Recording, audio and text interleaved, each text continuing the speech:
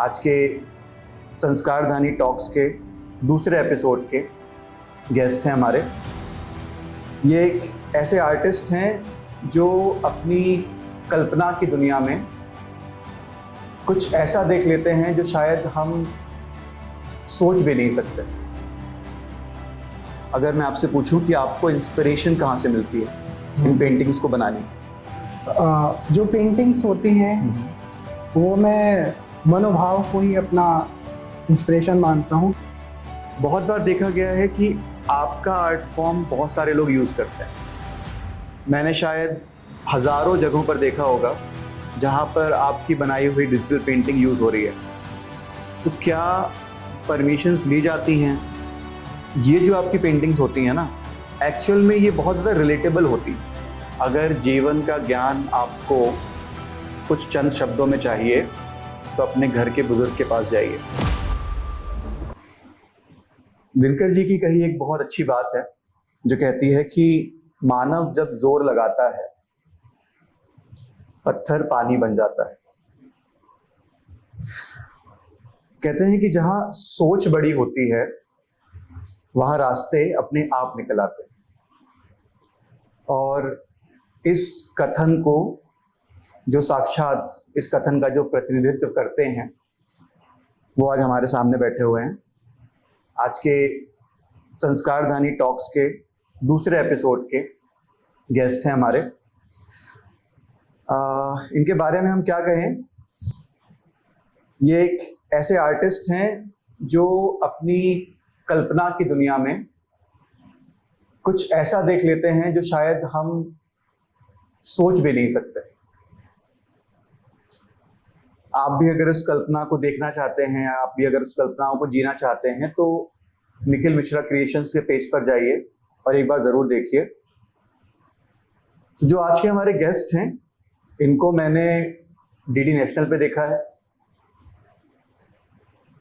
इनको मैंने बीजेपी के जो प्रवक्ता हैं संबित पात्रा, इनकी पेंटिंग्स को उनकी स्टोरीज में देखा है। इवन मैंने बीजेपी के ऑफिशियल पेज में इनकी पेंटिंग्स को देखा है। आपके एक बहुत फेमस सिंगर हैं कैलाश खेर, एक और सिंगर हैं हंसराज जी, हंसराज रघुवंशी। उनकी पेंटिंग्स या उनके जो कॉन्सर्ट्स होते हैं वहाँ पर इनकी पेंटिंग्स को देखा है। मैंने इनकी पेंटिंग्स को अदा शर्मा एक बहुत फेमस बॉलीवुड एक्ट्रेस हैं, उनकी टी शर्ट्स पे मैंने इनकी पेंटिंग्स को देखा है। आगे अगर हम और बात करें इस चीज़ के ऊपर तो नॉर्मली मैंने अगर रामनवमी पे या राम जन्मभूमि के दिन किसी हज़ारों स्टेटस देखे तो शायद 500 स्टेटस में इनकी फ़ोटो थी। इसके अलावा अगर आप देखें तो महाकाल मंदिर में महाकाल बाबा जी के बाजू में इनकी पेंटिंग को मैंने देखा है।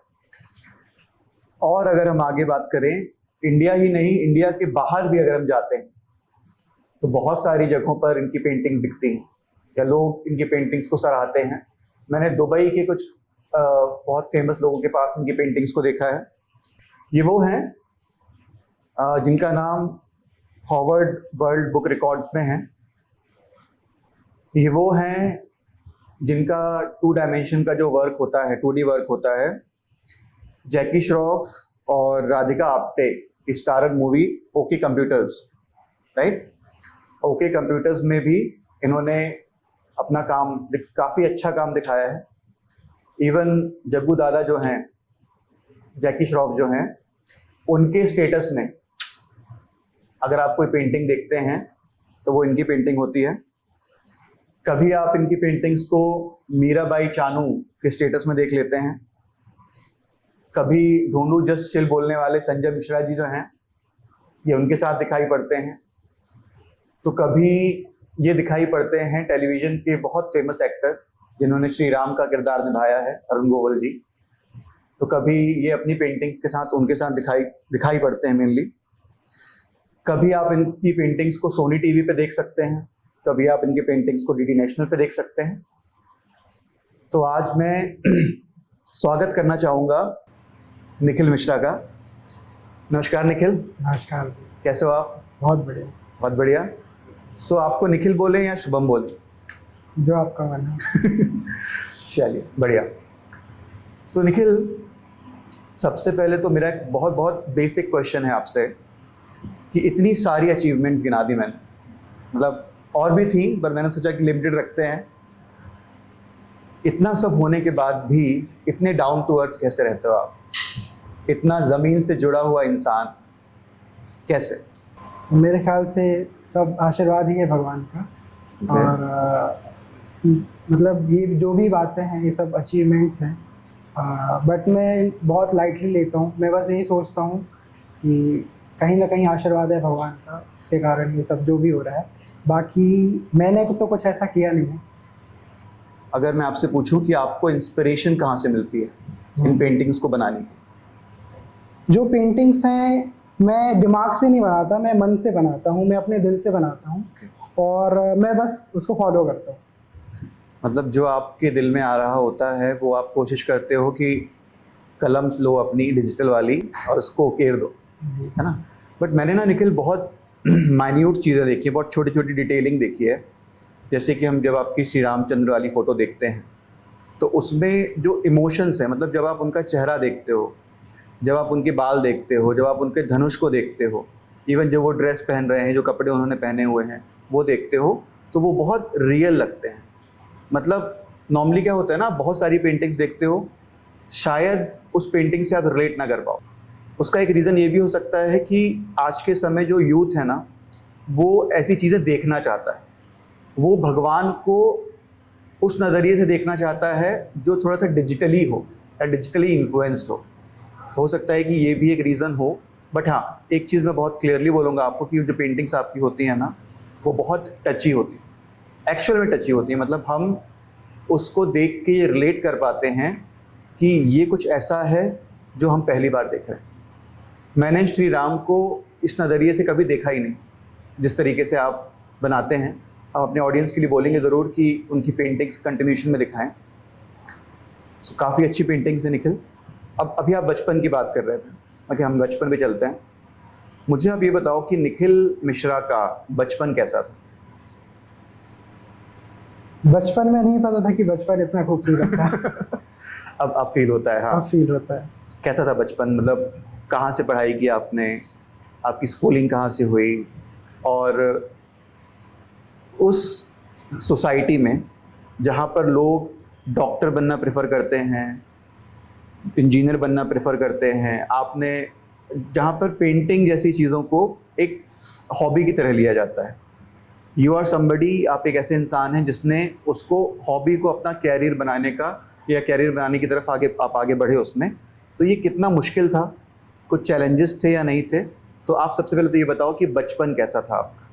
बचपन मेरा जो है, लोग बचपन में कार से खेलते हैं, उसी में लगे रहते हैं, बेसिकली गेम्स खेलते रहते हैं। मेरा ऐसा था कि मेरे बचपन में मैं भगवान जी के साथ ही रहता था पूरे टाइम। अरे वाह। कि मैं खाना खा रहा हूँ तो उनको भी खिला दिया, मतलब दाल चावल खा रहा हूँ तो उनको खिला दिया।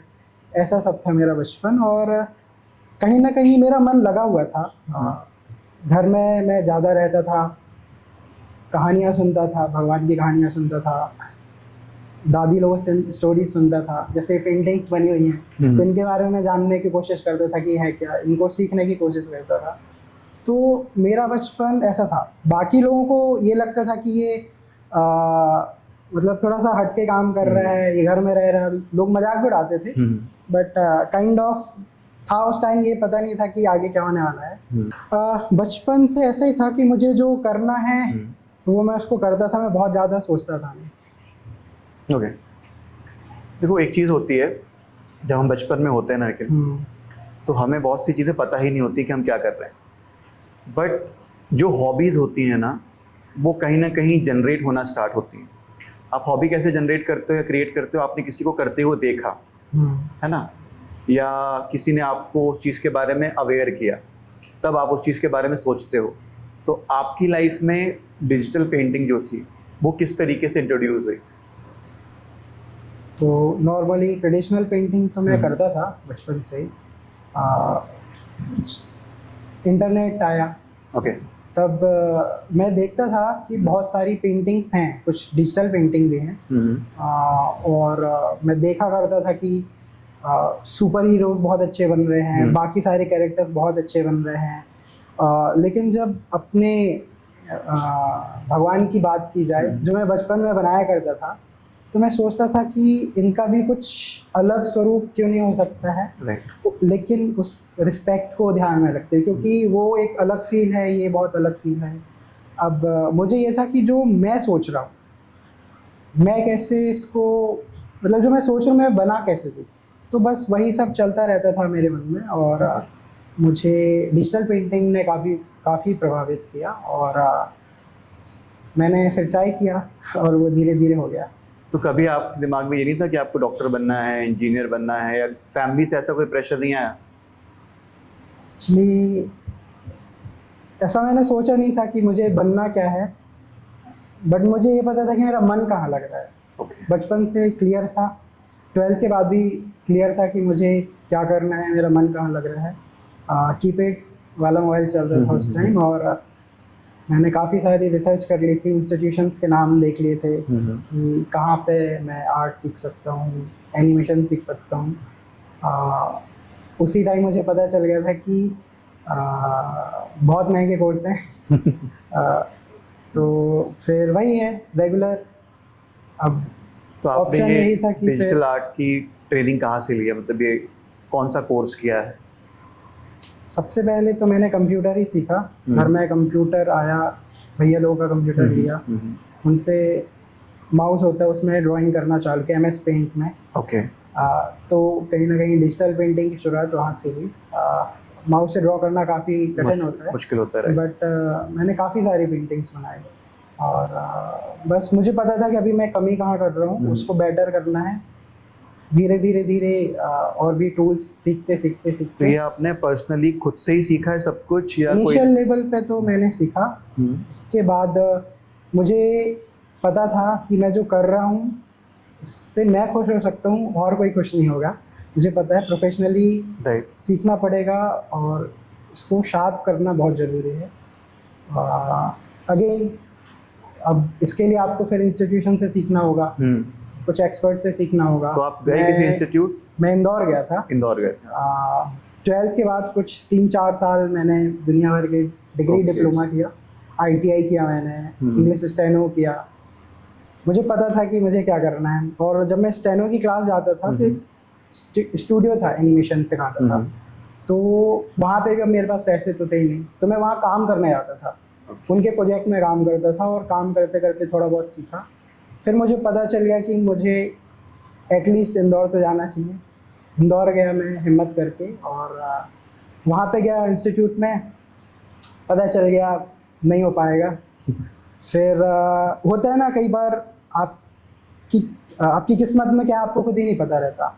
मैं 2 दिन परेशान हुआ, सारे इंस्टीट्यूट घूमा, और मैं वापस आने लगा। तब मैंने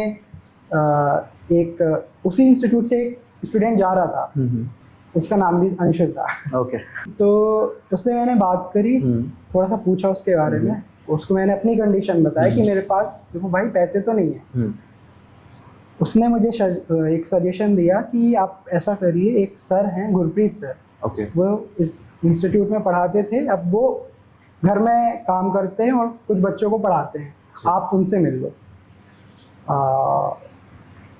फिर सर से मिले, और फिर वहाँ पे काम करते हुए, प्रोजेक्ट्स में काम करते हुए सीखा, कुछ सर से सीखा। गुरप्रीत सर के बारे में थोड़ा बता सकते हो आप, क्या थे वो, कैसे हैं, अभी उनसे आप जुड़े हुए हैं, या अभी वो आपका काम देखते हैं तो क्या फीडबैक देते हैं, या क्या खुश होते हैं, या क्या फीडबैक रहता है? गुरप्रीत सर जो है उनका सिंपल रहता है कि अपने काम की कमी निकालो। ओके। नहीं, एज अ टीचर ये बहुत अच्छी चीज़ है। तो आज तक तो कभी अप्रिशिएट नहीं किया। बाकी हाँ,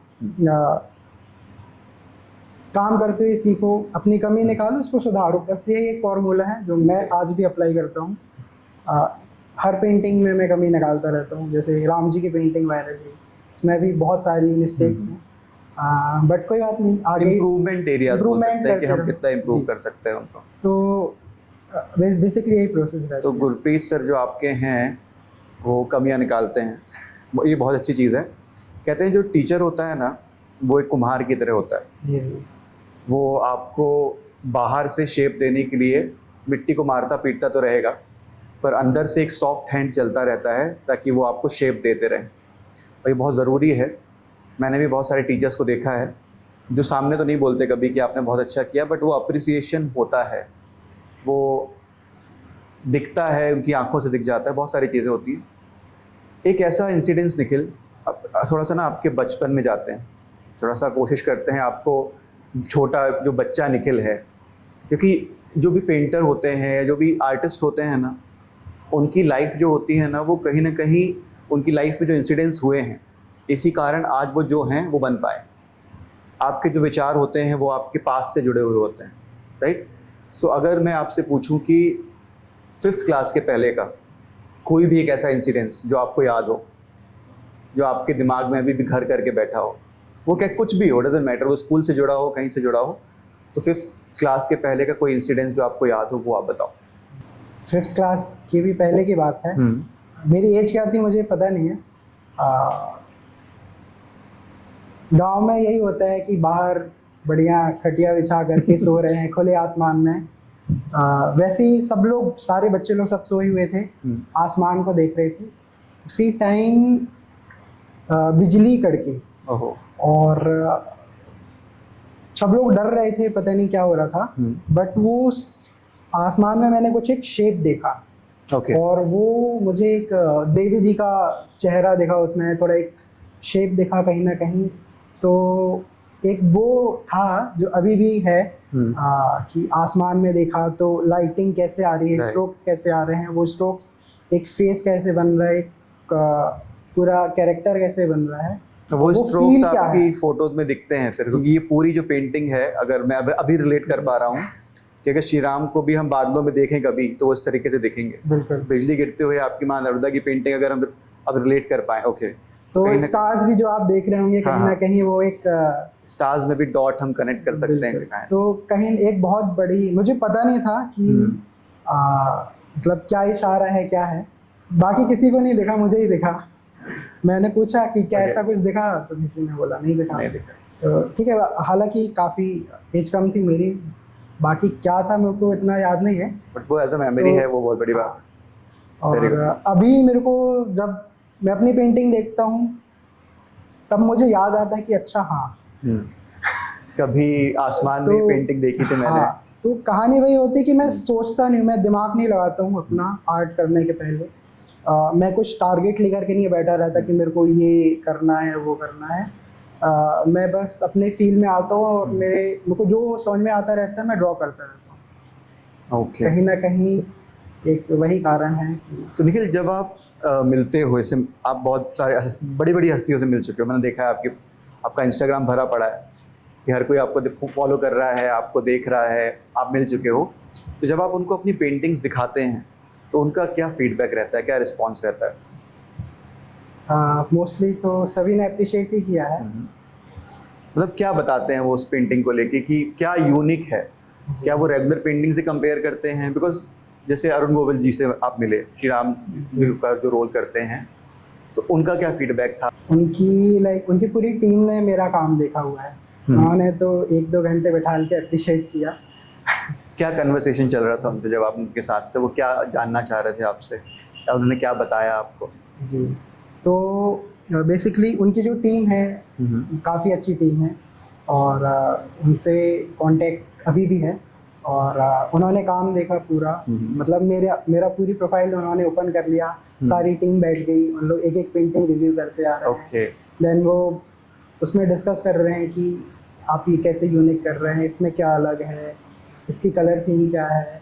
तो कहीं ना कहीं अच्छा लगता है जब आप आपके सीनियर्स के साथ बैठ करके डिस्कशन करते हैं।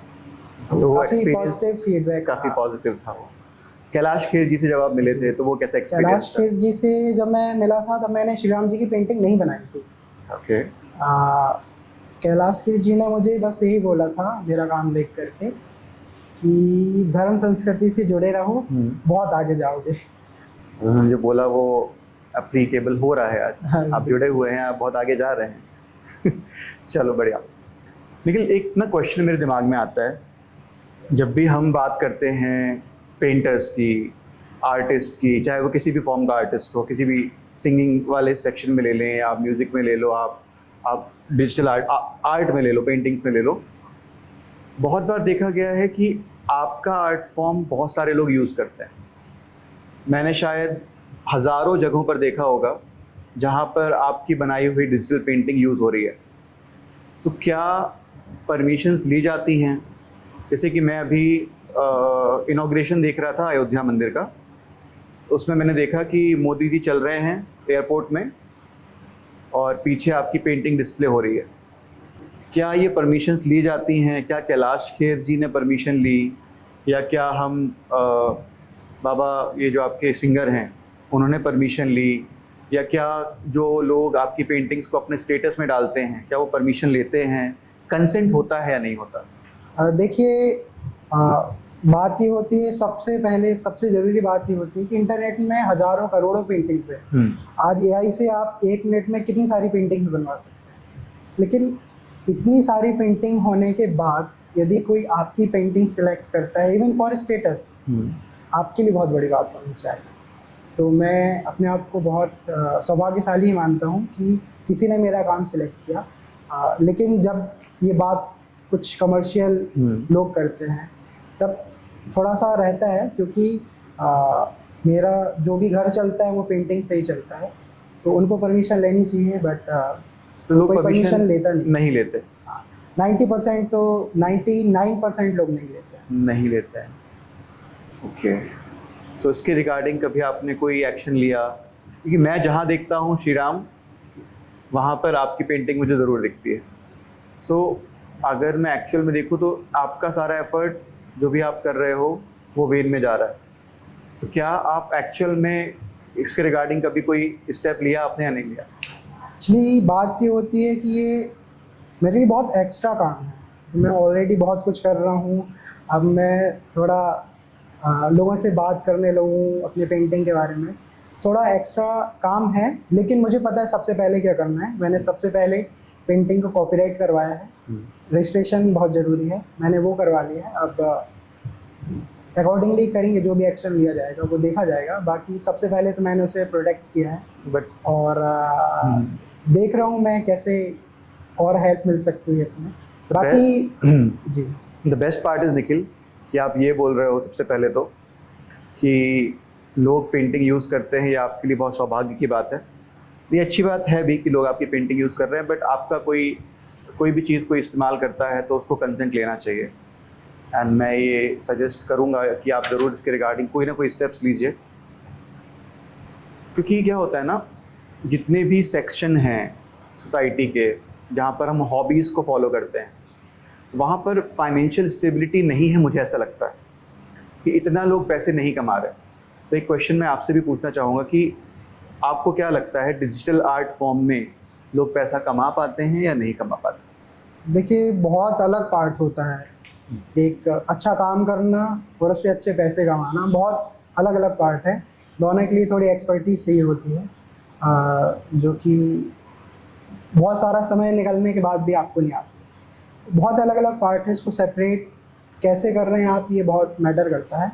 मेरे साथ ये कि हाँ, मेरा काम बहुत मिसयूज़ होता है, और मैं अभी उसका मैं कुछ एक्शन नहीं ले पा रहा हूँ, बट बहुत जल्द ऐसा कुछ होगा, देखेंगे आगे क्या होगा।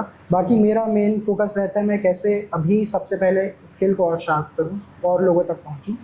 मुझे पता है कि 100 लोग भी पेंटिंग देख रहे हैं, उसमें से कोई ना कोई तो ऐसा होगा जिसको उस आर्ट की वैल्यू होगी, जो उसे समझता है कि क्या डिफरेंस है पेंटिंग्स में और क्या अलग है, जो एथिकली जाके उसको परचेज करेगा। तो ऐसे लोग होते हैं जो एक्चुअली में सपोर्ट करना चाहते हैं, वो मेरे पास आते हैं, मुझसे पेंटिंग खरीदते हैं, और मुझे बहुत अच्छा लगता है। ऐसे लोग अप्रिशिएट भी करते हैं। कई बार ऐसे लोग भी होते हैं जो नहीं खरीद पा रहे हैं पेंटिंग, बट वो मुझे कॉल करके मुझे अप्रिशिएट कर रहे हैं कि आप अच्छा काम कर रहे हैं, दिस दैट।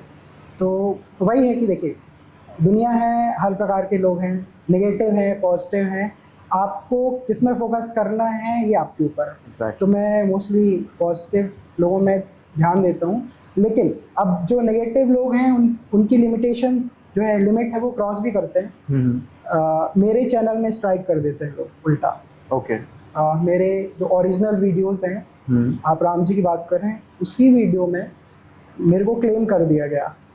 अब ये आपने अपनी पेंटिंग यस किसी और की यूज कर लिया ऐसे दिखा के? ना, मेरी खुद की पेंटिंग, मैंने आर्ट बनाया है, मैंने एनिमेशन बनाया है, सब कुछ मैंने अपने हाथ से बनाया हुआ है, और कोई भी आकर के उसको कॉपीराइट कर दे रहा है, क्लेम कर दे रहा है कि, तो फिर ऐसे लोगों के लिए फिर आदत हो गई है कि कैसे करना है, कुछ पता है मुझे।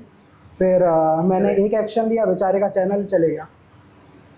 तो ये एक बताने वाली चीज़ है लोगों के लिए भी कि आप अगर कुछ गलत करते हैं तो YouTube आपके चैनल को बंद भी कर सकता है, तो आपको ये समझना होगा। ओके, मतलब वही है कि शांत है, बैठे हैं, बड़े हैं, अपना काम करें। आप छेड़ रहे हो तो फिर काय को छोड़ेंगे फिर हम। एक तो आप हमारी पेंटिंग यूज़ भी कर रहे हो, हाँ, उसके बाद फिर आप उसका कंसेंट भी नहीं ले रहे हो, और उल्टा चोर कोतवाल को आके डांट रहा है कि तुमने मेरी चीज़ ले ली। लोगों ने नोटिस भेजे हुए मेरे को लीगल। ओके। हाँ, और फिर मैंने एक लीगल एक्शन ले लिया। सब वही है कि लोगों को क्या लगता है कि आर्टिस्ट है वो लंबे बाल रख के कुर्ता पैजामा पहन के बस उसको अपने काम से मतलब है। सही बात है, लेकिन उसको पता है कि उसकी पावर क्या है, उसको पता है कब यूज़ करना है और कहाँ पे यूज़ करना है। तो आर्ट की पावर होती है, बट मैं थोड़ा सा इग्नोर करता हूँ। बहुत सारी चीज़ें और भी हैं करने को, और अच्छी बात है कि मेरे पास टीम है जो ये सब हैंडल कर लेती है। बहुत अच्छी चीज़ है ये, और अगर आपने कुछ किया है तो उसको सिक्योर करना भी हमारी जिम्मेदारी बनती है। चलो इससे थोड़ा आगे बढ़ते हैं निखिल, और हार्वर्ड यूनिवर्सिटी जो है, सो वहाँ से आपको एक अवार्ड मिला है, उसके बारे में कुछ बता सकते हैं? अच्छी कहानी ये होती है कि अवार्ड्स, एप्रिशिएशन बहुत अलग मैटर है। सबसे मेन बात होती है कि आप सोच क्या रहे हैं, आप देख क्या रहे हैं, आप अपने आसपास क्या देख रहे हैं। मोस्टली वही होता है कि बाहर से अपन बहुत इंस्पायर होते हैं कि बाहर की मूवीज़ में क्या चल रहा है, लेकिन अपने गांव में क्या चल रहा है, आपके आसपास क्या चल रहा है, आपको वो देखना चाहिए। और सामने है और आप उसको देख नहीं रहे थे, गड़बड़ है। कहानी है कि मैं देखता था कि सभी के एक गोदना कहीं ना कहीं हाथ में, पैर में कुछ ना कुछ एक बना होता था गोदना। तो मुझे काफ़ी इंटरेस्ट था कि होता क्या है। मुझे दिख रहा है कि जो बहुत एज वाले लोग हैं, बुजुर्ग लोग हैं, उनके शरीर में गोदना है, अभी के लोगों में नहीं है। साथ में यदि कोई वो पुराने ट्रेडिशन को फॉलो कर रहा है तो उसको दुनिया भर की बातें सुनाना, ये भी मैंने देखा है। उनको कम समझना, उनको थोड़ा सा नीचा दिखाना, ये कौन कर रहा है? उन्हीं के घर वाले जो थोड़ा सा मॉडर्न हो रहे हैं। ओके, तो वो टैटू बनवा सकते हैं, लेकिन गोदना बना हो तो उनके लिए ओल्ड फैशन हो गया। ओके। तो मुझे ये था कि सबसे पहले तो मुझे कुछ ऐसा करना है कि सबसे पहले इसको समझना है। अब समझने के लिए क्या किया जाए? मैंने गांव में घूमा, मेला होता है, मेले में लोग करते हैं, तो अब वो मशीन का यूज़ करने लगे, अब वो भी मॉडर्न करने लगे, ट्रेडिशन वो भी भूल गए। तो बहुत रिसर्च करते करते tribal tattoo artist Mangla Marawi ji से मुलाकात की। उन्होंने पूरी विशेषता समझाया गोदना आर्ट के बारे में, बैगा जनजाति के गोदने के बारे में। उसको मैंने समझा, और मुझे ये था कि कुछ तो ऐसा करना है कि मैं यहाँ पे बैठ कर के मोबाइल में पूरा एक्सप्लोर कर लूँ 3D में कि टैटू का ये शेप है, लेकिन वो बॉडी में कैसा दिखता है, कहाँ पे बनता है, उसका क्या सिग्निफिकेंस होता है। उसके लिए मैं एक पढ़ाई कर सकता हूँ, वो एक अलग मैटर है। बट यदि मुझे केवल देखना है कि एक डॉट है तो उसका मतलब क्या है, वो कहाँ लग रहा है, ठीक है, एक रेखा आ रही है उसका क्या मतलब है, तो वो कहाँ दिख रहा है। तो मुझे ये था, मुझे उसको 3D में बनाना है। तो मैंने पूरे एक 3D में उस आर्ट वर्क को कैप्चर किया हुआ है। इसमें कोई भी बैठ कर के बिना म्यूज़ियम जाए वो पूरा आर्ट एक्सप्लोर कर सकता है 3D में, और पूरा रोटेट करके देख सकता है कि बॉडी में कैसा आर्ट होता था। हम कोशिश करेंगे कि हम इस पॉडकास्ट में लोगों को दिखाएं वो रोटेशन। एंड निखिल, जब मैंने ये गोदना आर्ट देखी थी तो I was not very much aware कि ये क्या चीज़ है, मुझे लगता था कि रेगुलर टैटूज होते हैं, ये सारी चीज़ें होती हैं, बट जितना आप बता रहे हैं तो मैं समझ पा रहा हूँ कि ये बहुत ही ट्रेडिशनल चीज़ है। ठीक है, सो मैंने सुना है कि ऐसी ही कोई आर्ट फॉर्म ऑस्ट्रेलिया के किसी म्यूज़ियम में भी रखी हुई है, उसके बारे में अगर आप कुछ बता सको। जी वो भी मंगला मरावी जी ने ही बनाया है। ओके। हाँ, बोधना आर्ट ही बनाया उन्होंने कैनवास में बनाया हुआ है। कैनवास पे बनाया हुआ है, तो वो 10 फुट की पेंटिंग जी जी। ऑस्ट्रेलिया के म्यूजियम में रखी हुई है, आप ये बोलना चाह रहे देखिए वही होता है कि आपके गांव का आर्ट है, आपके क्षेत्र का आर्ट है, और आपको तब पता चलेगा जब वो बाहर कहीं बाहर display हो कहीं रहा है। display। तो ये बहुत गलत है अपनी सोसाइटी का। एमपी के लिए ये बहुत ज़रूरी भी है जानना कि गोदना आर्ट जो है वो वर्ल्ड वाइड बहुत सारे म्यूजियम्स में रखा गया है, और रिक्वेस्ट भी है मेरी जो भी इस पॉडकास्ट को देखेंगे कि आप जाकर ये ज़रूर समझिए कि जो चीज़ आप दुनिया में ढूंढ रहे हैं हो सकता है कि आपके पड़ोस में अवेलेबल हो, आपके पास के गांव में अवेलेबल हो, और आप उसको अप्रिशिएट करिए। दुनिया को अप्रिशिएट करने से पहले ये देखिए कि आपके लोकल में कौन है जिसको आप अप्रिशिएट कर सकते हैं। बहुत सारी चीज़ें हैं इसमें। चलो बढ़िया। तो देखिए, कुंडेश्वर विद्यालय, सबसे पहले तो आप ये बताइए कि कुंडेश्वर विद्यालय नाम के पीछे क्या कारण है, कुंडेश्वर क्या है, और अगर ये किसी से जुड़ा है तो किन से जुड़ा है? कुंडेश्वर विद्यालय तो बचपन से फिर से शुरुआत करते हैं। आस्था वहीं से चालू हुई है, शिव जी से। घर में शिवलिंग निर्माण होता है सावन के पूरे महीने, रुद्राभिषेक होता है घर में, तो शिव जी से तो बहुत लगाव है। और जो हमारा गांव है यहाँ पे शिव जी की बहुत ही विलक्षण प्रतिमा स्थापित है। कुंडेश्वर धाम मंदिर है यहाँ पे शिव जी का। बहुत प्राचीन कुंड है, हिरन नदी का उद्गम स्थल है जो नर्मदा नदी की बहुत बड़ी सहायक नदी है। ओके। और उनकी प्रतिमा बहुत ही दुर्लभ है, और आप उनके दर्शन करेंगे आपको खुद ही समझ में आएगा वो पावर क्या है।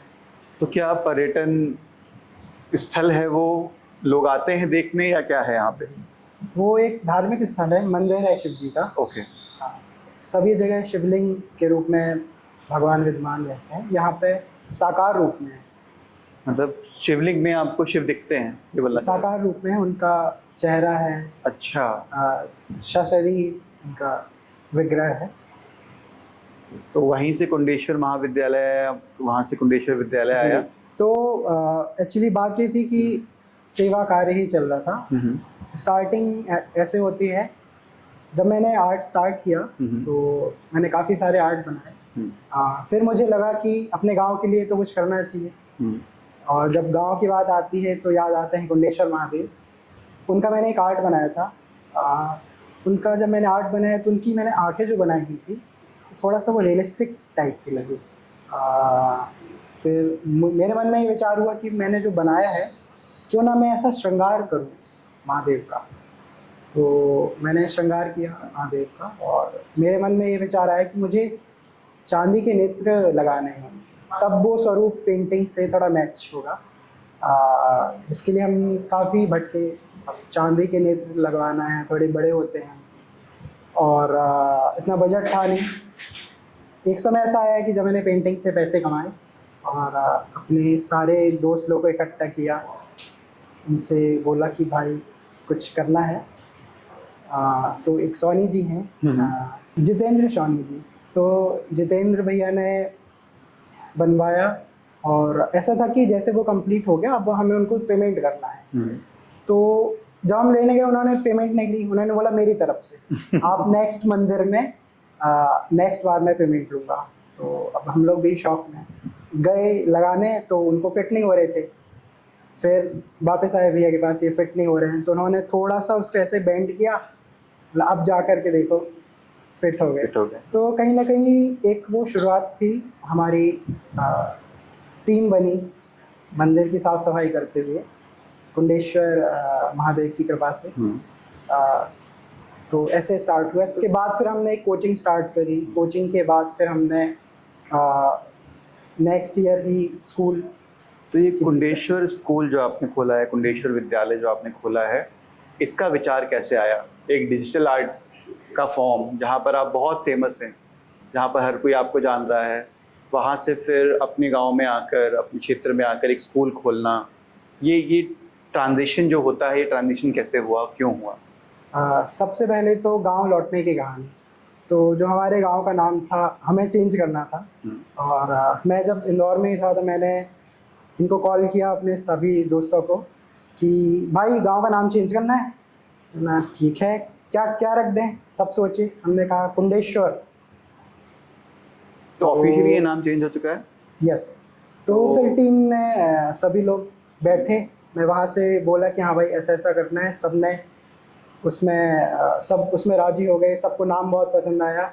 हमने कहा ठीक है आप, मैं वहीं पे था, इन लोग सभी लोग इकट्ठे हुए, मंदिर गए, वहाँ से आशीर्वाद लिया।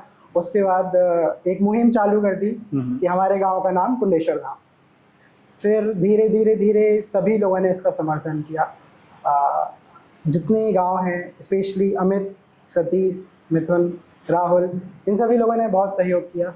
गांव गांव जा कर के लोगों को जागृत करना, सिग्नेचर लेना, लोगों के ज्ञापन देना, तो ये सभी हम लोगों ने स्टार्ट किया। और हमें पता नहीं था कि हम कर क्या रहे हैं, बस हमें ये पता था कि जो हम कर रहे हैं वो हम करके रहेंगे। तो धीरे धीरे बस वो प्रोसेस होती गई और आज हमारे गांव का नाम कुंडेश्वर धाम हुआ। तो जो नहीं जानते, मैं उनके लिए बता दूं कि इस क्षेत्र का नाम कुंडम था। कुंडम का नाम अब कुंडेश्वर धाम पड़ गया है, और कुंडेश्वर धाम में एक स्कूल है या गुरुकुल कह लें या मॉडर्न टेक्नोलॉजी ओरिएंटेड स्कूल बोल लें, उसका नाम है कुंडेश्वर विद्यालय, राइट। सो निखिल, आप मुझे ये बताओ, जो कुंडेश्वर विद्यालय है, आप और आपके बहुत सारे दोस्त हैं, शुभम यहीं बैठे हुए हैं, और भी बहुत सारे दोस्त हैं जिन्होंने इसकी नींव रखी, इसका एक विचार आपके दिमाग में आया होगा। आपको मुझे एग्जैक्टली ये जानना है कि ये सोच कहाँ से आई कि स्कूलिंग की तरफ बढ़ते हैं? ये सोच हमारी क्लियर थी कि गांव वापस आ गए हैं और गांव के लिए कुछ करना है। गांव के लिए कुछ करना है तो आप यहाँ पे, आपको जैसे कि पता होगा, नशा बहुत है, बहुत कुछ है जिसके बारे में बात किया जा सकता है, लेकिन उसका मेन कारण क्या है? मेन कारण है एजुकेशन। वो उससे ही सब कुछ चालू होता है। यदि बच्चों को सही डायरेक्शन रहेगा तो सही दिशा में काम करेंगे, तो वो दिशा ही नहीं है तो कैसे होगा? तो वही बनी बात थी कि उसमें काम करना ही था। साथ ही हमारे जो मित्र हैं, इन लोग एजुकेशन में ही काम कर रहे हैं, 8 साल से पढ़ा रहे हैं, तो उनको बहुत अच्छा नॉलेज था। सभी लोग का हमारा ऐसा रहता है कि शाम को हम लोग को बैठना है और विचार करना है कि गांव के लिए अच्छा क्या हो सकता है। कहीं ना कहीं एक ये वाला पॉइंट था। इसके साथ ही, जैसा मैं हमेशा बोलते आया हूँ कि आशीर्वाद तो होता है भगवान का, गुरुओं का, जिसमें से कि विजयकांत त्रिपाठी सर जी, उन्हें भी बहुत अच्छा मार्गदर्शन किया हमारा। जब भी हमें कुछ ना कुछ सजेशंस देते रहते हैं। तो विजयकांत त्रिपाठी सर कौन है, अगर आप उनके बारे में कुछ और बता पाएँ? जी, तो जो सर हैं हमारे इस गांव में ही रहते थे। उनकी एक काफ़ी लंबी स्टोरी है। तो सर जो हैं, सर ने इसी विद्यालय में यहाँ पे एक छोटी सी कोचिंग चलाया करते थे सर। और हम लोग भी उनके स्टूडेंट थे। तो उन्होंने कहीं ना कहीं एक जो शिक्षा के प्रति जागरूक किया हमें, और हम लोग फिर वही हुआ कि सर का ट्रांसफ़र हुआ, फिर सर को उनकी मंजिल मिली। उसके बाद हम लोग यही चाहते थे कि हम लोग और भी आगे क्या काम कर सकते हैं। बेसिकली वही है कि सबका एक एक इन्फ्लुएंस है, सबका एक बैकग्राउंड है, और वो कैसे एक ब्लेंड हो गया यहाँ पे। तो वही है कि कहीं ना कहीं उसके बाद जो गुरु हैं उनका आशीर्वाद है, साथ में उनको भी विश्वास है कि आप लोग बहुत अच्छा करेंगे। आप अच्छा कर भी रहे हैं, बढ़िया। सो वो बोलते हैं ना कि एक साधे सब सधे, कि एक इंसान को आप साध लीजिए जो बहुत समझदार है, वो सबको साध लेगा। तो आपको साधा किसी ने, है ना, आपके सर ने साधा, और आपने आज कुंडम के लिए या कुंडेश्वर धाम के लिए एक नया इनिशिएटिव लिया है। एंड ये बहुत यूनिक है। मैं आपके स्कूल को देख रहा था। मैं अभी चाहूँगा कि थोड़ी देर के बाद हम इस म्यूज़ियम में जहाँ हम बैठे हुए हैं इसको विज़िट करें या इसको देखें। पीछे जो पेंटिंग्स दिख रही हैं, जो भी दर्शक इसको देख रहे हैं, मैं चाहूँगा कि इनके बारे में हम एक प्रॉपर एक्सप्लेनेशन लें। यहाँ पे मुझे निखिल दो चीज़ें दिखाई दी। एक कि क्या ये किस तरीके से अध्यात्म से जुड़ा है, आपकी जो जड़ें हैं, आपकी जो संस्कृति है उससे किस तरीके से जुड़ा है। और दूसरा जो चीज़ मैंने देखी वो मैंने देखा कि जो करंट इनिशिएटिव्स हैं, जो करंट टेक्नोलॉजीज़ हैं, है ना, या जो करंट मॉडर्न स्ट्रक्चर्स होते हैं उनको आपने पकड़ा है और दोनों चीज़ों को फ्यूज़ कर दिया है। मतलब एक ऐसा गुरुकुल जो कि पौराणिक परंपराओं के साथ चल रहा है, जहाँ पर आपको पता है कि माँ बाप की सेवा करनी है, आपको थोड़ा श्रमदान जाकर स्कूल में करना है, मंदिरों में करना है, आपको बड़ों का आदर करना है, बड़ों का सम्मान करना है। जो नींव रखी जाती है वो नींव रखी जा रही है। जहाँ जब भी ऐसी नींव रखी जाती है ना बचपन से बच्चों के अंदर, या जब आप बच्चों को बचपन से वो चीज़ें पढ़ाते हैं, आप रामायण बता रहे हैं, आप उनको जीवन जीने के तरीके सिखा रहे हैं, तो इससे होता क्या है ना, कई बार ऐसा देखा गया है कि इंसान पढ़ लिख के बहुत बड़ा आदमी बन गया पर उसकी वैचारिक समझ इतनी ज़्यादा नहीं है, वो बहुत अग्रेसिव है। आज के समय दुनिया में आधे लोग अग्रेसिव हैं, उनके अंदर गुस्सा भरा हुआ है। समाज को ऐसे लोग चाहिए जो चीज़ों को समझें फिर रिएक्ट करें, और वो आप तभी उनके अंदर इनहेरिट कर सकते हो, डाल सकते हो, जब आप बचपन से उनको उस तरीके से कोड करो या उनको उनकी पेरेंटिंग इस तरीके से हो।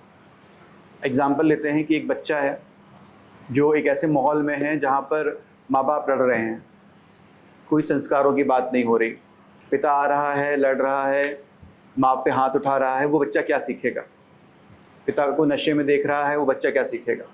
वहीं पर एक पेरेंटिंग है कि बच्चा स्कूल जा रहा है, वहाँ जाते ही वो अपने गुरु को प्रणाम करते हुए देख रहा है, जहाँ पर वो सीख रहा है कि जब मेरे सीनियर्स या मुझसे बड़े बच्चे आके जब गुरु से मिल रहे हैं, उनको प्रणाम कर रहे हैं, गुरुजी उनसे अच्छे से बात कर रहे हैं, गुरुजी उनको जीवन के मूल मंत्र बचपन से ही सिखा रहे हैं, बचपन से ही वो राम की कहानियाँ पढ़ रहे हैं, जब आप राम की कहानियाँ पढ़ते हैं तो आप राम बन जाते हैं, ऐसा कहा जाता है। तो एक बहुत अच्छी मुहिम है निखिल, ये मुझे बहुत अच्छा लगा ये चीज़ देख के। प्लस एक और चीज़ अगर मैं जोड़ूँ कि जितना मैं समझ पा रहा हूँ कि आप हम भी डिस्कस कर रहे थे इस चीज़ के बारे में कि जो करंट टेक्नोलॉजीज़ हैं, एआई हो गया, कि हम एआई का इस्तेमाल करके अपने बच्चों को और डेवलप कैसे करें। हम उस तरीके से बिल्कुल नहीं सोच रहे हैं कि आपने एक माइंडसेट बना लिया, या आप इस तरीके से बिल्कुल नहीं सोच रहे हैं कि आपने एक माइंडसेट बना लिया है, अब आप चाह रहे हैं कि उसी तरीके से दुनिया चलती रहे। लोगों को स्वतंत्रता होनी चाहिए अपना जीवन अपने तरीके से जीने की। वो स्वतंत्रता तब मिलेगी जब आप इतने समझदार होंगे कि आप अपने जीवन के फैसले ले सकें, आप अच्छे बुरे के बीच में फ़र्क करना जान सकें। तो एक बहुत अच्छी मुहिम है, ये बहुत अच्छा विचार है और मुझे लगता है कि ये विचार हमेशा आगे बढ़ते रहना चाहिए। वापस आते हैं अपने कन्वर्सेशन में।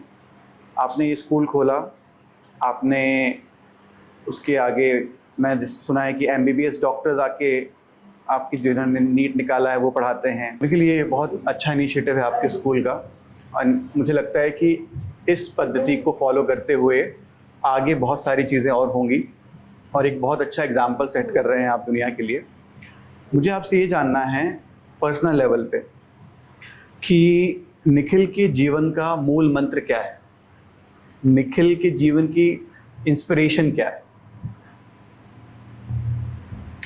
एक्चुअली बात यह है कि कुछ शब्द में इतनी सारी बातें हैं, कैसे एक्सप्लेन कर दें। कोशिश बहुत समय हमारे पास। देखिए, मेरा ऐसा सोचना है कि आपको खुद को पता है कि आप कहाँ कमी कर रहे हैं और आपकी गलतियाँ क्या हैं, आपसे बेहतर कोई और नहीं जानता। बस आपके अंदर ये होना चाहिए कि आपको उसको ढूंढना है और इम्प्रूव करना है। एक बहुत बड़ा पार्ट है। मुझे लगता है ढूंढने की ज़रूरत भी नहीं है, इंसान को ये पता होता है कि वो कहाँ गलत है। इंसान को ज़रूरत है एक्सेप्ट करने की कि वो गलत है। बिल्कुल, हमको पता होता है कि ये चीज़ गलत हो गई भाई, लेकिन मैं एक्सेप्ट नहीं कर रहा हूँ कि मुझसे गलती हुई। मैं बोला नहीं निखिल से गलती हुई, मैं बोला नहीं उससे गलती हुई, मेरी गलती नहीं है। तो ये बहुत अच्छा थॉट है कि, और इसके साथ ही दूसरा पॉइंट ये है कि आप अपना कितना ही प्रयास कर लें, पूरा यूनिवर्स बहुत बड़ा है, आप आपको बहुत अल्प ज्ञान है, आपको उसको एक्सेप्ट करना होगा और ज्ञान की खोज करते रहना एक बहुत ज़रूरी पार्ट है मेरे हिसाब से। तो ये जो अध्यात्म है आपके जीवन का, अच्छा मुझे एक चीज़ और बताओ निखिल। मुझे लगता है कि जो परवरिश हुई है आपकी वो बहुत ज़्यादा भगवान की कहानियों के आसपास आप पले बढ़े हो। जैसे आपने बताया कि आप सावन में हर दिन क्या होता है, अभिषेक होता है आपके यहाँ पर, तो घर का जो माहौल है उससे कैसे उसका क्या इम्पैक्ट पड़ता है आपके जीवन में, उससे आप क्या सीखते हो, या जैसे अभी आप इतने बड़े हो गए हो, इतने समझदार हो गए हो कि आप ये बता पाओ दुनिया को कि एक पॉजिटिव माहौल जब घर में रहता है, पूजा वाला, पाठ वाला, तो उससे आपके जीवन में क्या इम्पैक्ट पड़ता है? देखिए, एक समय होता है बचपन का, और जो बचपन होता है वो आपका जो पूरा फ्यूचर है कहीं ना कहीं उसका एक इम्पैक्ट होता है। और मैं बहुत सौभाग्यशाली हूँ कि घर में बहुत पॉजिटिव माहौल रहा है हमेशा से।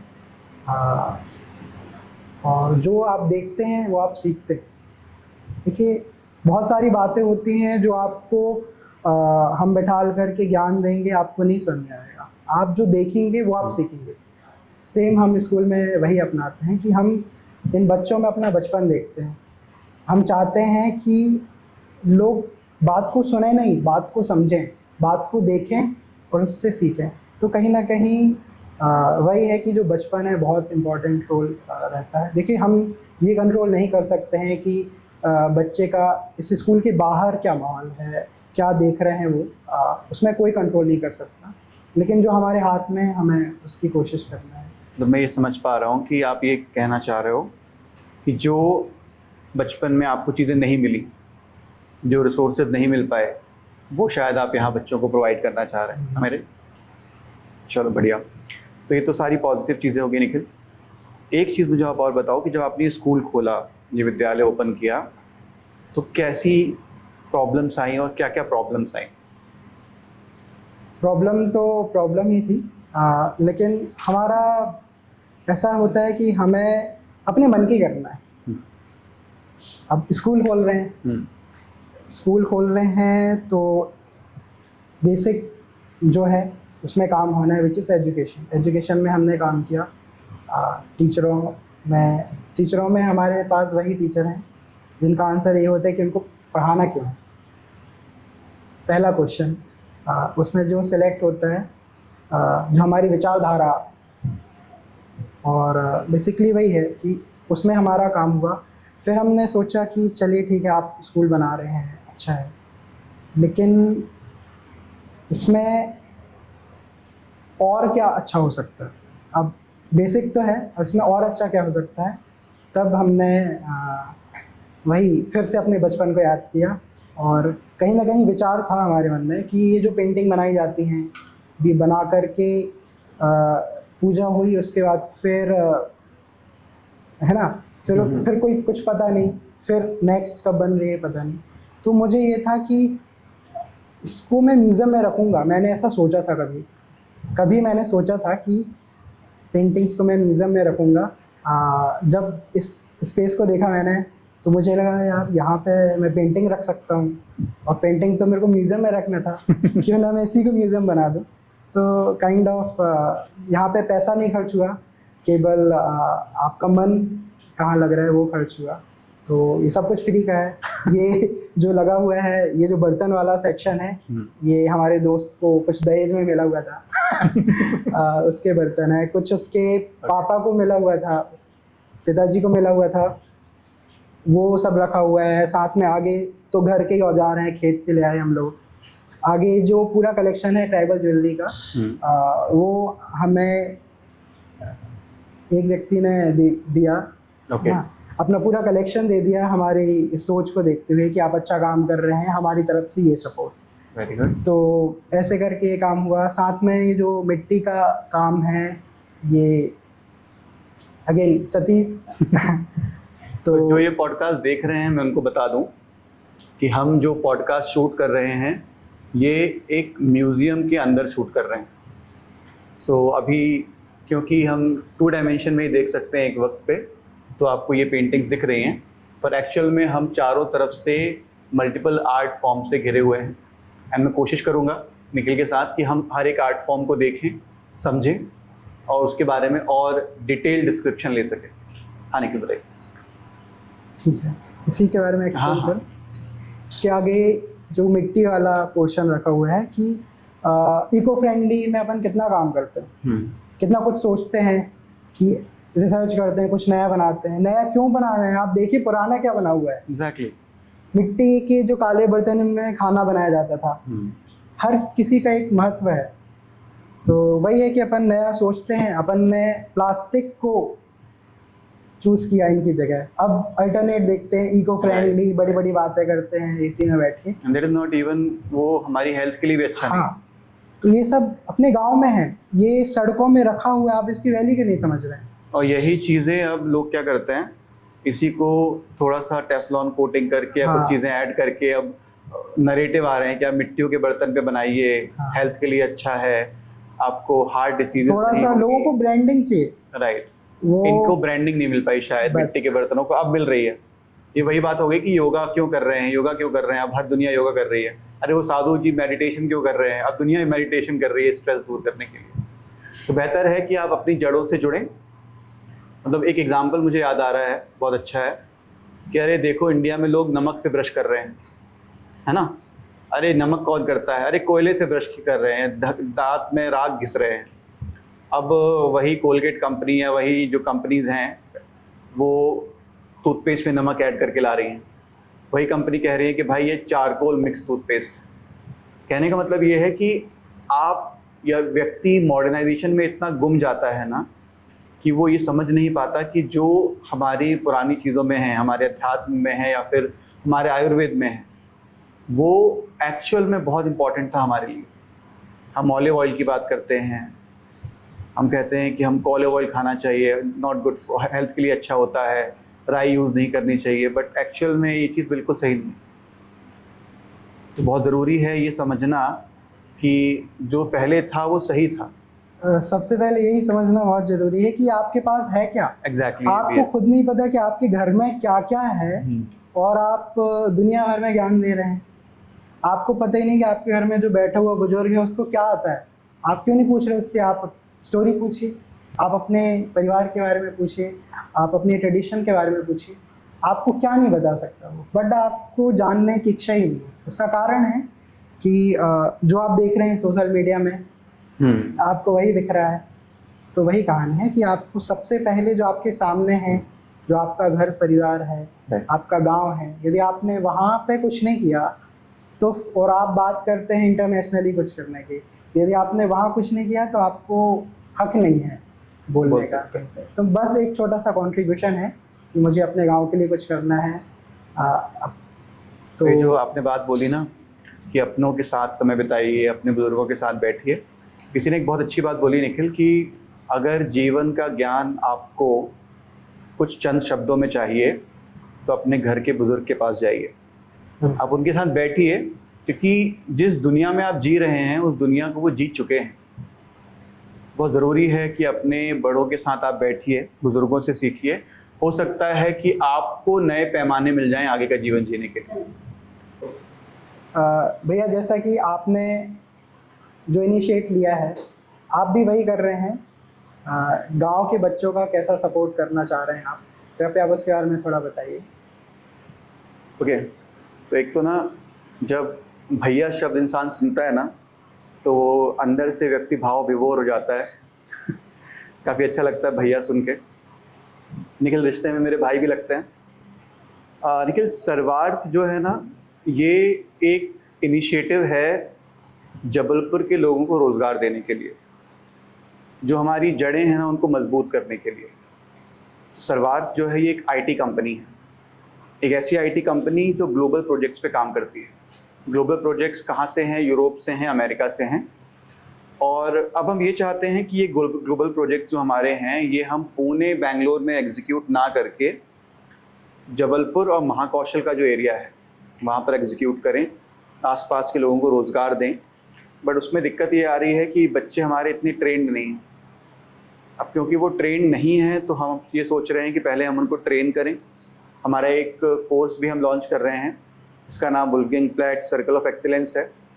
आप चाहें तो उसको ज्वाइन कर सकते हैं। 30 बच्चों को हम फ्री पढ़ा रहे हैं। 30 बच्चे हमारे साथ 3 साल पढ़ेंगे। 3 साल में उनको अगर 12th के बाद आ रहे हैं तो BCA की डिग्री भी मिलेगी कॉम्प्लीमेंट्री। पूरी इंडस्ट्रियल ट्रेनिंग रहेगी, इंडस्ट्री के IT एक्सपर्ट्स जो हैं वो उनको पढ़ाएंगे। And the best part is Nikhil कि इसके बाद आपकी जॉब श्योर है। देखो सबसे बड़ी प्रॉब्लम क्या होती है ना कॉलेज के साथ, कि कॉलेज कंपनीज को बुलाती है, कंपनीज अपने हिसाब से हायर करती हैं जो उनको सही लगता है।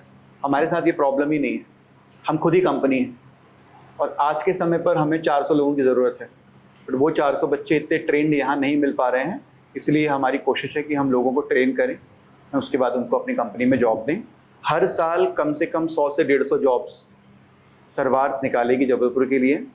और इसका मतलब ये है कि हर साल जो बच्चे माइग्रेट करते हैं पुणे से जबलपुर से पुणे, पुणे से या बेंगलोर या मुंबई, वो माइग्रेशन कम होगा, जबलपुर की इकनॉमी जो है वो थोड़ी और बूस्ट होगी, लोग अपने घरों के ज़्यादा करीब रह पाएंगे, माँ बाप को छोड़ने की ज़रूरत नहीं है, आप उनका जबलपुर में रहकर भी ध्यान रख सकते हैं। और सिर्फ जबलपुर के लिए नहीं, मैं कहूँगा कि आपके आसपास महाकौशल का जितना भी एरिया है, जितने भी डिस्ट्रिक्ट्स हैं, वहाँ के सारे बच्चे आ सकते हैं। वो सारे बच्चे आके हमसे पढ़ सकते हैं और हमसे सीख सकते हैं, हमारे साथ काम कर सकते हैं। ये एक छोटा सा इनिशिएटिव है कि जबलपुर के लिए कुछ किया जाए या महाकौशल के लिए कुछ किया जाए। वो हम ना आपसे जानना चाह रहे हैं कि ये जो पेंटिंग्स आपने बनाई हैं या आपके मार्गदर्शन में बच्चों ने बनाई हैं, इनके पीछे कहानियाँ क्या हैं? तो अगर इस पेंटिंग की बात करें, इसमें क्या चीज़ दर्शाई जा रही है, आप बता सकते हो तो? ये हल षष्ठी की पूजा होती है, हल षष्ठी जिसको हरषष्ठी हम लोग बोलते हैं। अच्छा उसकी पूजा होती है जी। तो उसमें हम लोगों के यहाँ बचपन से 5-6 कहानी, जैसे हल षष्ठी है उसकी 6 कहानी कही जाती है। अच्छा। अलग अलग। तो एक कहानी है कि उसमें वो ग्वालन दूध बेचने जाती है, गाय और भैंस का अलग अलग रहता है जी। भैंस का दूध उपयोग किया जाता है, हल षष्ठी में गाय का दूध उपयोग नहीं होता। अच्छा। पर वो झूठ बोल के कि भैंस का दूध है, गाय का दूध भी बेच आती है। अच्छा। और जब वापस लौटती है तो गर्भवती रहती है ग्वालन। रास्ते में उसको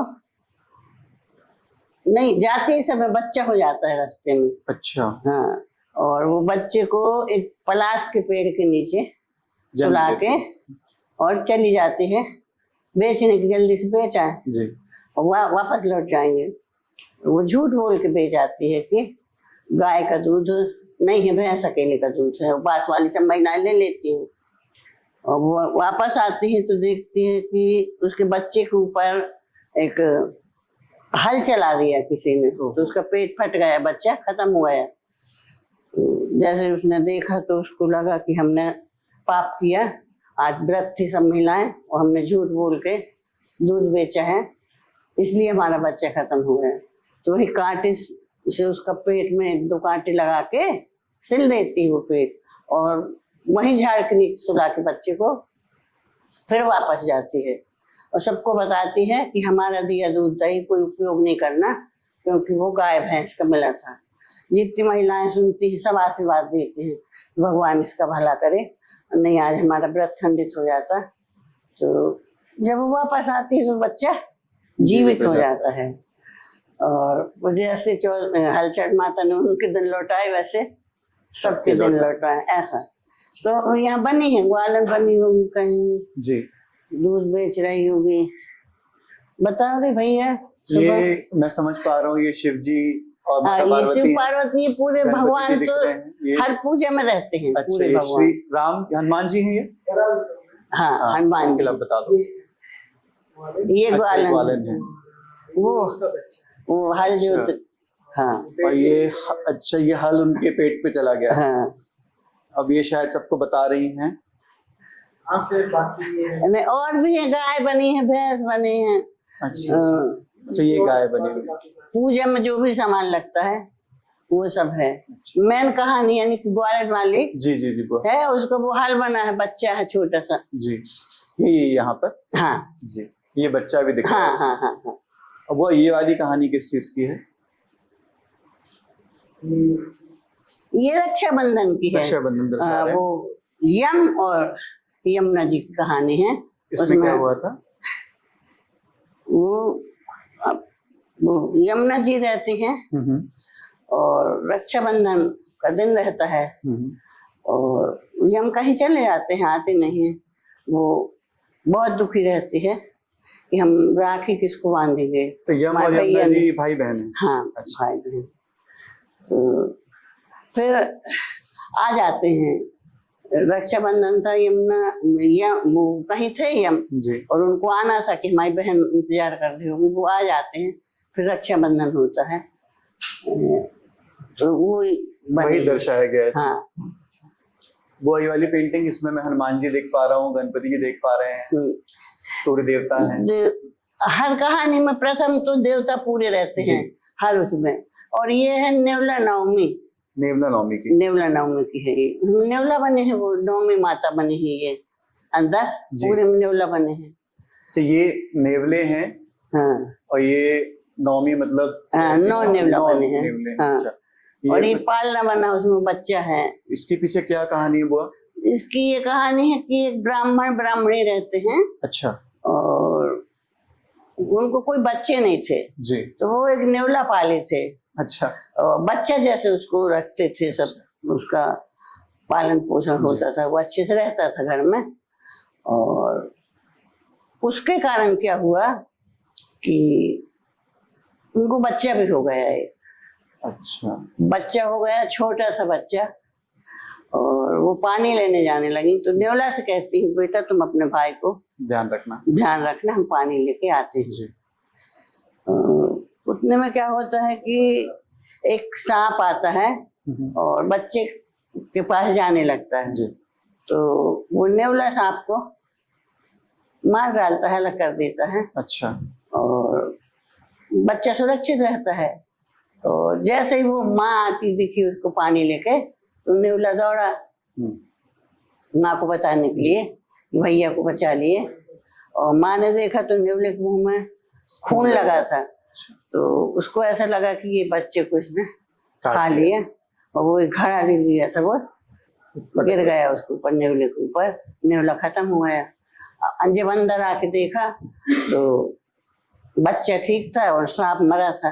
अब माँ को बहुत ज्यादा बुरा लगा, बहुत ज्यादा कष्ट हुआ। नींद भी नहीं आती थी, सोती नहीं थी। तो नेवला देखा स्वप्न में, बोले अब हमारे इतने दिन का जीवन था तो हम जिए, आप दुख मत करो, पर नेवला नवमी की पूजा करो और माता सबको बच्चे देंगी, सब अच्छे रहेंगे। बस जैसे उनके नेवला नवमी की कहानी है वो। हाँ। और ये जो ऊपर की पेंटिंग है वो करवा चौथ की है। करवा चौथ की है। करवा चौथ की तो आजकल भैया टीवी भी सब जगह अनेक तरीके से सब लोग बताते हैं, है ना। अपना क्या मतलब इसमें क्या है मेन, ये कहानी क्या है बुआ? इसमें ये है कि सुहागवती स्त्री शादी के बाद चौथ उपास रहती है और जब चांद निकलता है तो चांद की पूजा करके जी। और फिर यानी पानी भी नहीं पीती, निराहार ऐसे ही रहती है। चांद पूजा करके फिर पानी पीती है। और ये चौथ माता, हम लोगों के यहाँ चौथ माता की पूजा होती है। चौथ माता की पूजा होती है। हाँ, कई जगह गणेश चौथ, गणेश जी की भी होती है, पर हमारे यहाँ करवा चौथ की पूजा होती है। अलग अलग रिवाज रहती है, अलग अलग जगह, अलग स्टेट्स में अलग अलग होता है। तो चौथ माता की पूजा हुई, चंद्रमा की पूजा करके फिर पानी पिया, अपने पति को लंबी जिंदगी के लिए ये करती है महिलाएं। तो एक 7 भाइयों की एक बहन थी। अच्छा। तो उसकी शादी हुई जी। वो 7 भाई अपनी बहन को बहुत ज्यादा प्यार करते थे। वो बहन भूखी थी तो उनको ऐसा लगता था कि कितनी जल्दी ये खा ले। बहन का चेहरा मुरझा गया, अब भाइयों को चैन ही ना पड़े। तो उनने क्या किया कि एक झाड़ के ऊपर दीपक रख के खड़े हो गए और दीपक रख दिया और चलनी से कहने खड़े हो गए। और दूसरे एक भाई ऊपर चढ़ खड़ा हो गए और दूसरे भाइयों ने कहा कि देखो चंदा निकल आया है, चल के पूजा कर लो। तो बहन ने आके पूजा कर ली। पूजा की, भौजाइयां सब मना करती नहीं पर भाई लोग नहीं माने। बहन ने पूजा किया और फिर पानी पी लिया तो उसका सुहाग खंडित हो गया, पति खत्म हो गया। अब पति खत्म हो गए और जब उसको पता चला कि ये गलती से ऐसा हुआ है तो उसने भी ठान लिया चौथ माता से, माता जब तक हमसे तो गलती हुई है और हमारा सुहाग जब तक वापस नहीं आएगा तो हम पानी नहीं पिएंगे। तो वो पूरे साल भर वैसे ही रही, अपने पति के पास रहती थी, पूजा करती थी चौथ माता की और भगवान की सब पूजा करती से रही आई।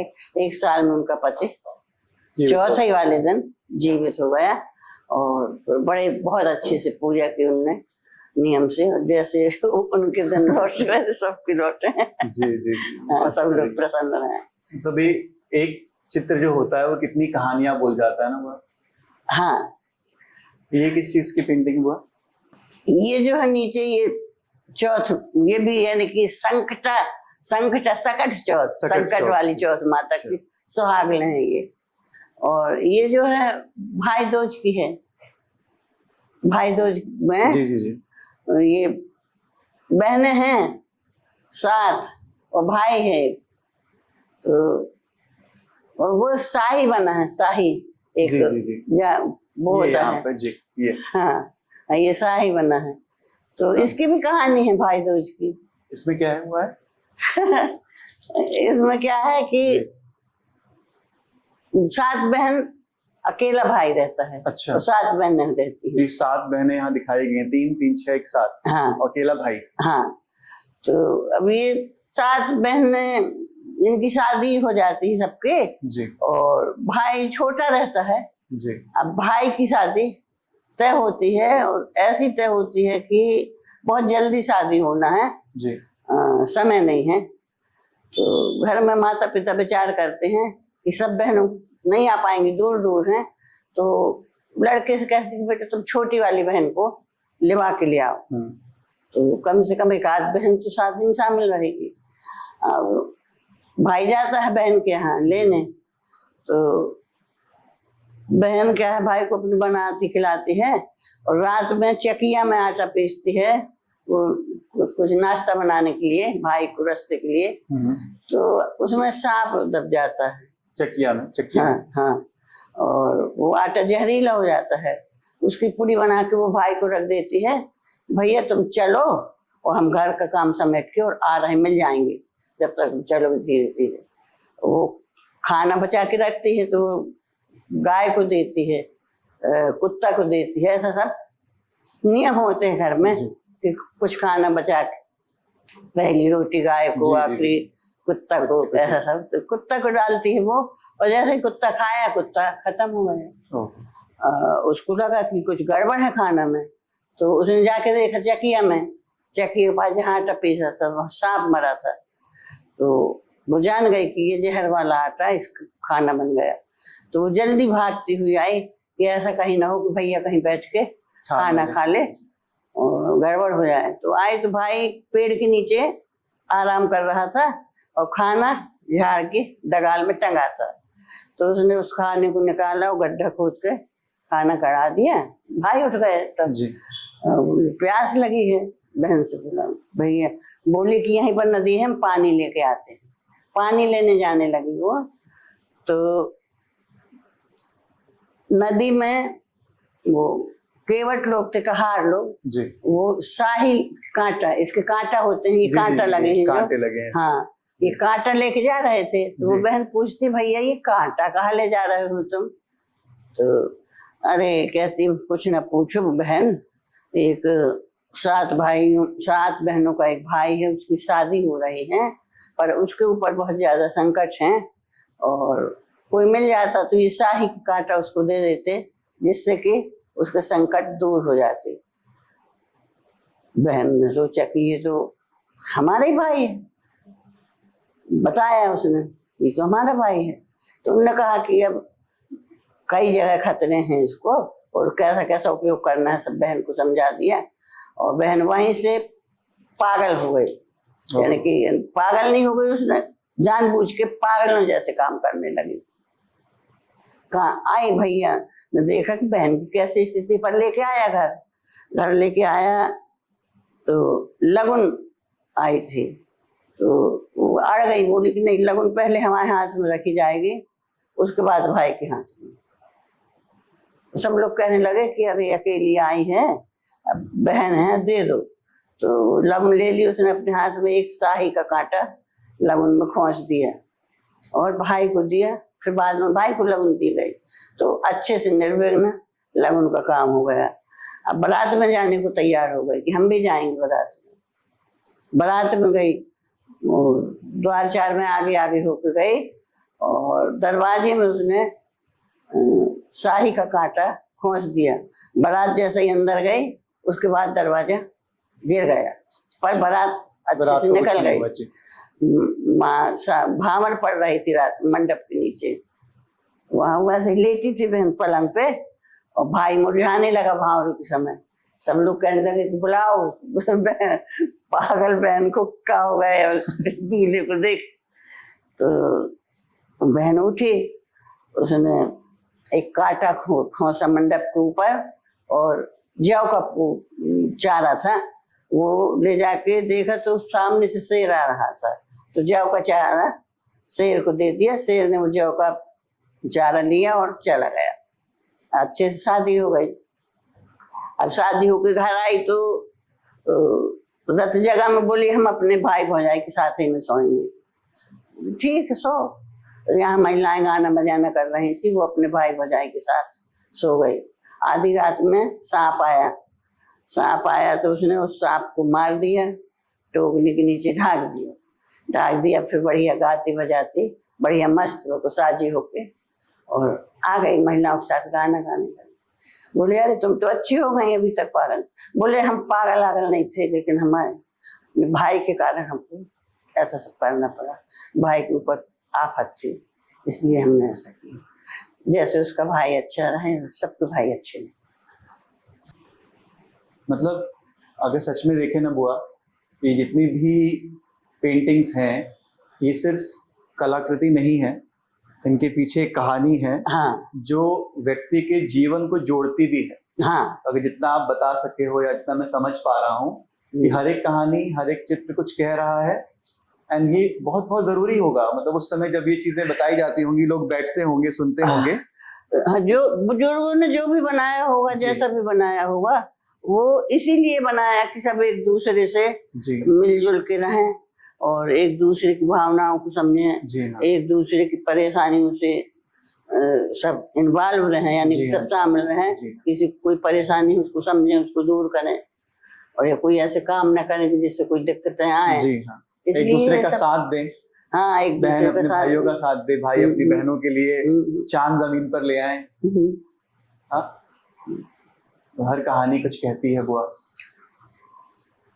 जो भी यहाँ दर्शक हमारे देख रहे हैं, उनके लिए मैं बस एक लास्ट बात बोलूंगा कि ये सिर्फ कलाकृति या कोई चित्र नहीं है, या जिस तरीके के भगवान हमने देखे हैं, ये उससे पहले के भगवान हैं। भगवान का जो आइडल होता है या जो चित्र होता है, उसके परे हैं ये सारी चीज़ें। हर जो ये पिक्चर है, ये कुछ कहती है। अगर आप इसको ध्यान से देखेंगे, इसको समझेंगे, तो जो जीवन के मूल मंत्र होते हैं वो आप इनसे समझ सकते हैं। थैंक यू बुआ, आपने बताया हमें।